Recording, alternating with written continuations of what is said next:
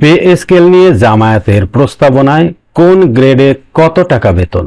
2026-27 অর্থবছরের জাতীয় বাজেট পেশের আগেই বাংলাদেশের রাজনৈতিক অঙ্গনে আলোচনার কেন্দ্রবিন্দুতে রয়েছে নতুন বেতন কাঠামো বা নবম পে স্কেল। একদিকে সংসদের বিরোধী দলীয় জামায়াতে ইসলামী 8,39,505 কোটি টাকার ছায়া বাজেট পেশ করেছে, অন্যদিকে সরকার ও সরকারি চাকরিজীবীদের জন্য নতুন পে স্কেল বাস্তবায়নের প্রাথমিক প্রস্তুতি সম্পন্ন করেছে। 9 জুন মঙ্গলবার রাজধানীর মগবাজারে আয়োজিত সংবাদ সম্মেলনে জামায়াতে ইসলামী তাদের প্রস্তাবিত ছায়া বাজেটের রূপরেখা তুলে ধরে।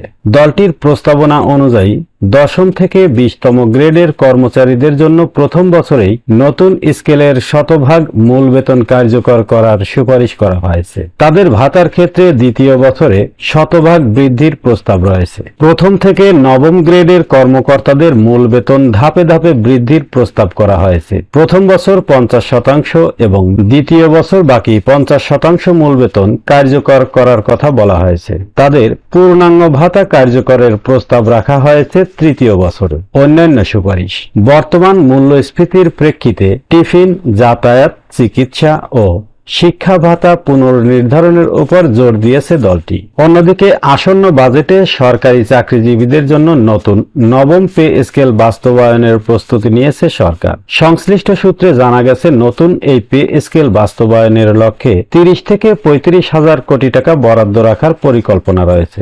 সরকার পরিকল্পনা করেছে আগামী জুলাই থেকে আংশিকভাবে এই নতুন কাঠামো কার্যকর করার। প্রথম ধাপে 2026-27 অর্থবছরে মূল বেতনের 50% পর্যন্ত বৃদ্ধি, দ্বিতীয় ধাপে 2027-28 অর্থ বছরে বাকি বেতন সমন্বয় এবং তৃতীয় ধাপে 2028-29 অর্থ বছরে অন্যান্য সুবিধা ও ভাতা যুক্ত করে পূর্ণাঙ্গ বাস্তবায়ন করা হবে। নতুন পে স্কেলে সর্বনিম্ন ও সর্বোচ্চ বেতনের অনুপাত 1:9.4 থেকে কমিয়ে 1:8 আনার লক্ষ্য নির্ধারণ করা হয়েছে।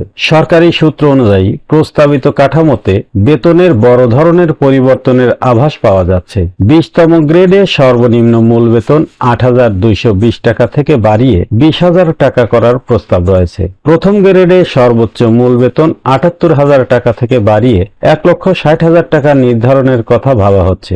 সামগ্রিক বৃদ্ধি: বিভিন্ন গ্রেডে মূল বেতন 100 থেকে 140% পর্যন্ত বাড়তে পারে বলে ধারণা করা হচ্ছে। জামায়াতে ইসলামী ও সরকার উভয়ই স্বীকার করেছে যে বৈশ্বিক অর্থনৈতিক পরিস্থিতি এবং ইরান যুদ্ধের ফলে সৃষ্ট প্রভাব দেশের অর্থনীতির উপর বাড়তি চাপ সৃষ্টি করেছে। এই সীমাবদ্ধতার কথা মাথায় রেখেই পে স্কেল বাস্তবায়নে এককালীন বড় কোনো পদক্ষেপ না নিয়ে ধাপে ধাপে তা কার্যকর করার পরিকল্পনা নেওয়া হয়েছে।